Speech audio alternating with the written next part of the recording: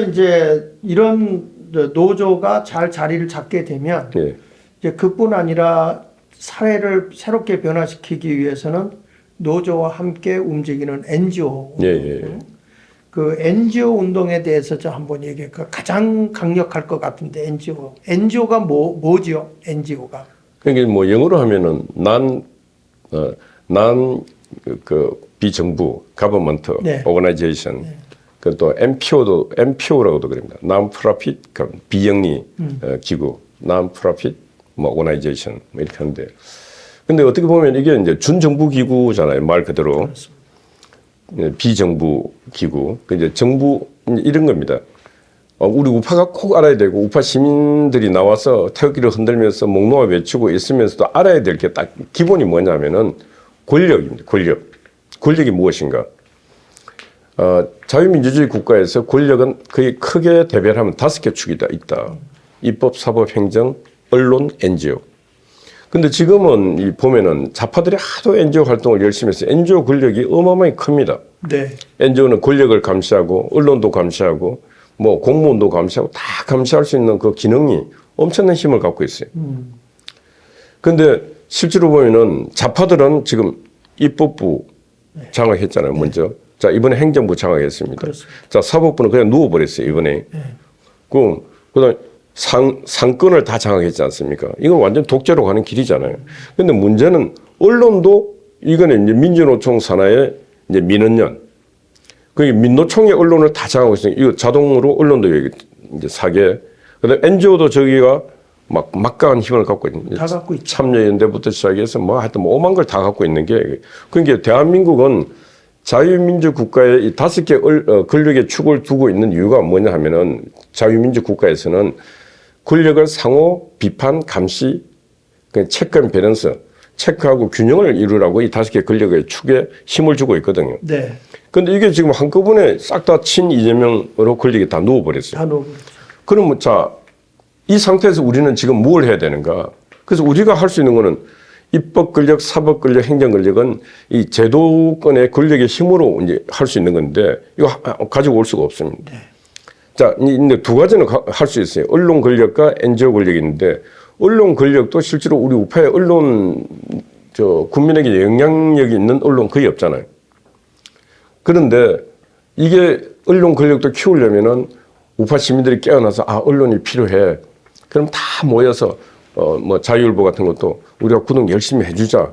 대신에 또 자유일보에서는 뭘 해야 되냐 하면은 진짜 그 한길에 못지 않고 경향심 못지 않는 그런 기사를 생산해내고 기자들은 발로 뛰고 탐사 취재해서 이재명과 그 세력들의 비리를 고발해내고 하는 그런 이 서로 관계가 선순환 관계가 돼야 이게 상생 발전될 수 있는데 아직까지는 그런 게 못 되거든요.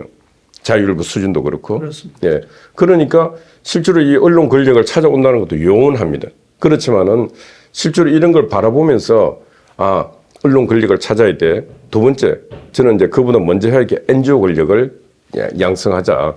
자, 그러면은 NGO가 뭔가 적어도 그걸 알고 NGO가 이런 힘이 있다. 이재명의 정부 권력을 비판하고 감시하고 고발하고 할 수 있는 많은 힘을 갖고 있는 게 NGO다. 자, 그럼 어떻게 해야 돼? NGO에 모여야 될 거 아니에요. NGO를 모이기 위해서는 모여갖고 공부하고 그걸 조직을 만들어 세분화시켜서 언론 감시하는 거, 권력 감시하는 거, 사법부 감시하는 거, 입법부 감시하는 거 조직을 다 만들어서 하면은 그들의 비밀이 계속 국민에게 공개되고 하면은 그들의 행동이 자유롭지 못하지 않습니까? 그런 걸 막아낼 수 있는 모든 힘이 어딨냐? NGO에 있습니다. 근데 우리 우파들은 NGO 합니까? 안 하잖아요. 안 하죠. NGO 개념도 모르는데. 그렇습니다.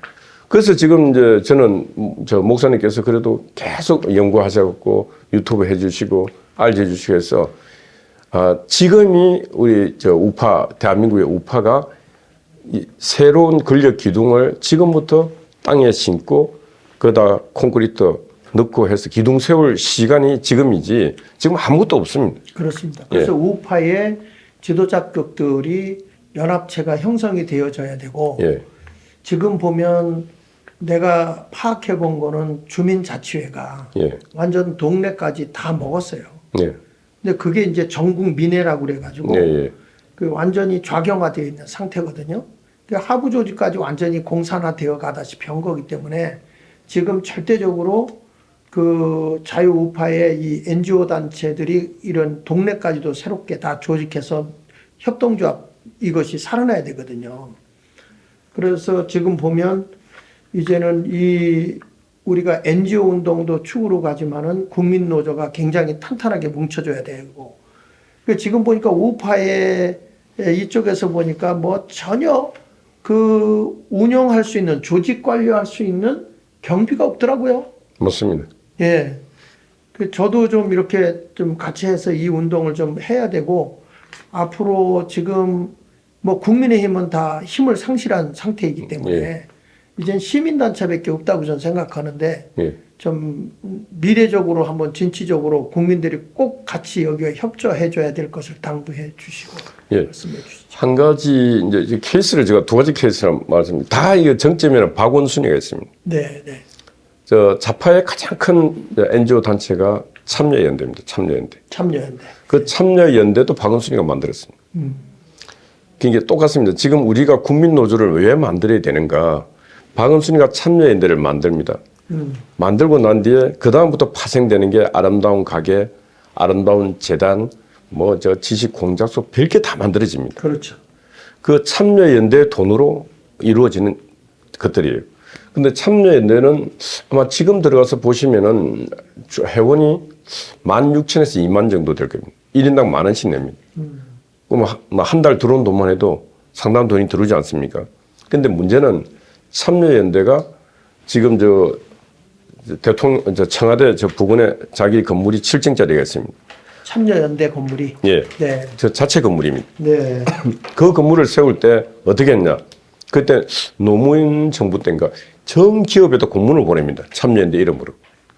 근데 그게 기업이 봤을 때 늘 그들이 권력을 감시하는, 그리고 권력을 경제를 공격하고 기업인을 공격하는, 거기에서 공문이 왔어요. 자기들이 건물을 지으니까 찬조금 내라고. 자, 그런데 기업들이 찬조금 안 낼 수가 없어요. 왜? 그 참여연대 안에 기업을 감시하는 기구, 고발하는 기구, 뭐만 게 있잖아요. 돈을 안 내면 어떻게 하겠습니까? 집요하게 공격할 거 아니에요. 그렇죠. 그러니까 그 돈들을 다 해갖고 참여연대가 지금 8층짜리인가 자기 단독 자체 건물을 갖고 있습니다. 그리고 난데 오늘날 그 문재인 정부 시절을 다른 말로 뭐라 그러냐, 참여연대 정부라 그랬어요.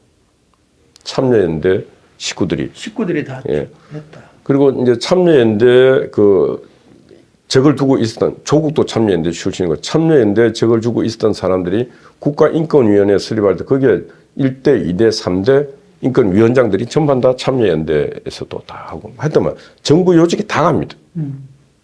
이게 바로 좌파들이 만들어 놓던 NGO 권력과 정부 제도권 권력이 항상 이렇게 순환이 되는 거죠. 네. 그래서 또 이제 기업들의 아름다운 가게 만들어 갖고 기업들에서 물품 네. 기부 받습니다. 이게 말이 기부지 거의 안 줄 수가 없잖아요. 네. 그럼 그거 갖고 또 전국 브랜치 만들어서 지금도 전국에 아름다운 가게가 지하철 5대 있지 않습니까? 진짜 그들은 대단한 일들을 하고 있는 거죠. 그걸 완성시킨 사람이 박원순이죠. 네. 그러니까 우리도 또 그다음에 박원순 서울시장을 두 번 한 10년 했지 않습니까? 그다음 문재인 정부 이 시대에 좌파 시민사회 단체에 내려간 국민의 세금, 서울 시민의 세금이 거의 7천억 조 단위 가까이 내려갔습니다. 문재인 정부에서 좌파 시민사회 지원한 돈이. 자, 1조 원 정도 되는 그 어마어마한 국민의 세금을 받은 좌파 시민사회 단체는 얼마나 배부르고 얼마나 성장했겠습니까? 근데 우파 시민사회는 이 권력을 잡는 자들이 박근혜 정부, 윤석열 정부, 시민사회를 인정도 안 해요. NGO 개념도 없어요. 네. 문제는 또 우파 시민사회를 이끌고 있는 지도자라고 하는 분들도 NGO 개념이 없어요. 네. NGO 어떻게 중요하고 그냥 뭐 소리치고 우리 모여서 집단화하고 우리 그냥 소리치면 되는 줄 알아요. 근데 그렇게 사람이 모이는 이유는 뭐냐면은 권력을 작은 권력이든 큰 권력이든 권력을 쟁취하기 위해서 모인 그 목적이 있거든요. 그런 목적을 해서 스텝 바이 스텝 나아가야 되는데 그게 없잖아요. 그거 없다 보니까 지금 우리는 모든 걸 다 빼앗기고 지금 다시 황폐한 항무지에 우리 서 있지 않습니까? 그렇습니다. 그래서 우리는 지금 그래도 편하고 쉬운 게 뭐냐? 없던 길을 가는 게 아닙니다. 좌파들이 만드는 길을 빨리 우리는 배워서 벤치마킹해서 가면은 그들이 피땀 흘린 길을 우리는 진짜 100분의 1, 500분의 1 시간을 비용도 줄여가면서 갈 수 있는 길이 있다. 네. 그러니까 우리는 그 길을 가야 된다, 지금은. 네.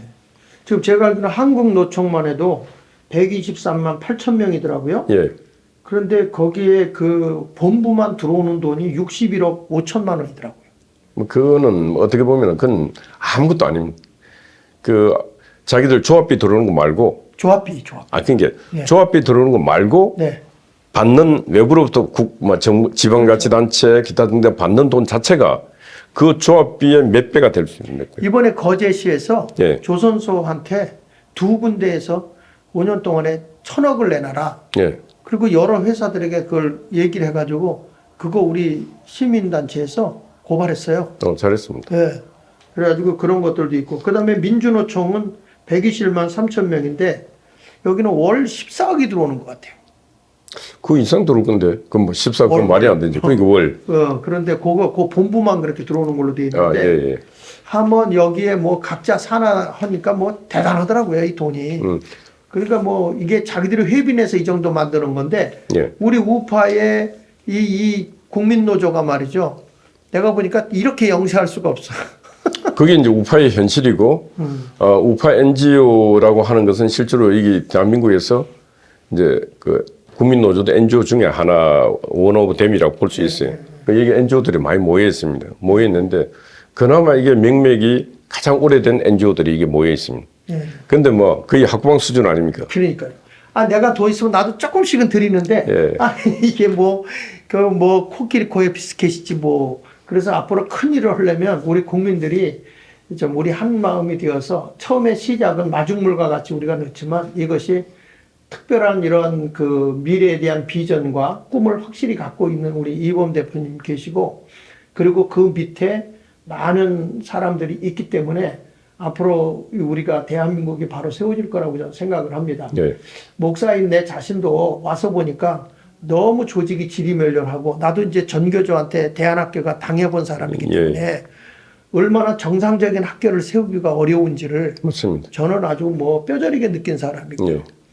그래서 이제 이렇게 저도 적극적으로 나서서 이 일을 하는데 국민 여러분들도 함께 해주시길 바라고 마무리 발언으로 말씀해 주시죠. 예, 이제 아무리 세상이 어지럽고 힘들고 하더라도 이 세상을 지키고 변화시킬 것은 사람입니다, 사람. 그러니까 인재가 상당히 중요하거든요. NGO 활동을 하는 이유도 바로 NGO 활동을 통해서 사람을 찾는 겁니다. 인재를 찾아갖고 그 인재가 제도권으로 가고 제도권으로 가서 비제도권에 있었던 사람들의 애환도 생각하고 이렇게 할 때 좌파들이 그걸 잘 하는 겁니다. 그래서 저는 우리 많은 대한민국 국민 여러분들께서 오늘 이 방송을 보시고 NGO가 상당히 중요해. 근데 그 중에 먼저 국민노조부터 한번 키워보자. 자, 키우면은 거기서 이제 조합이 원이 되어주시고 조합배가 들어오면은 저는 여기에 청년 인재들을 계속 길러갖고 그들이 여기서 활동을 하면서 많은 것을 배우고 또 그다음에 또 전국에 있는 많은 가입되는 우리 조합원들을 또 교육을 시키고 그래서 그런 과정을 통해서 그들이 성숙돼서 나중에 제도권에 나가고 그런 사람들을 계속 배출해내면은 바로 이제 우리가 꿈꾸는 우리가 나라, 우리가 지켜야 될 가치 이런 것들을 지킬 수 있으리라 보고 있습니다. 그래서 많이 가입해 주십시오. 네, 우파들도 뭐 아름다운 가게 같은 거 있듯이 어떤 경제 생태계도 맞습니다. 복원할 수 있잖아요. 맞습니다. 이런 거에서는 조합원이 이제 100만이 만약에 됐다. 그 100만이 마음을 진짜 서로 공유하고 한다면은 대한민국 옛날에 뜻 맞는 남자 3명만 뭉쳐도 나라도 훔친다 그랬습니다. 근데 100만이 모이면은 이 나라 충분하게 지킬 수 있고 또 100만이 모이면은 100만의 그 경제 생태계는 지금 가난으로부터 해방될 수도 있습니다. 모든 걸 누릴 수 있습니다. 그러니 우리가 출발은 미약할지 몰라도 그 끝은 창대하리라는 그 큰 희망을 갖고 갔으면 좋겠습니다. 네. 이제부터 시작입니다. 국민들이 다 깨어 일어날 것이고 우리 보수들이 깨어 일어나서 이 조직이 되어진다면 대한민국을 자유민주주의, 자유시장 경제, 한미동맹이 굳건하게 이루어지면서 특별히 우리 기독교의 입국론 중심으로 하나님의 복음의 중심으로 대한민국 굳게 세워질 거라고 믿습니다. 오늘 귀한 시간 내주셔서 너무 감사합니다. 감사합니다. 예, 장일 목사님께 감사드립니다. 감사합니다. 예.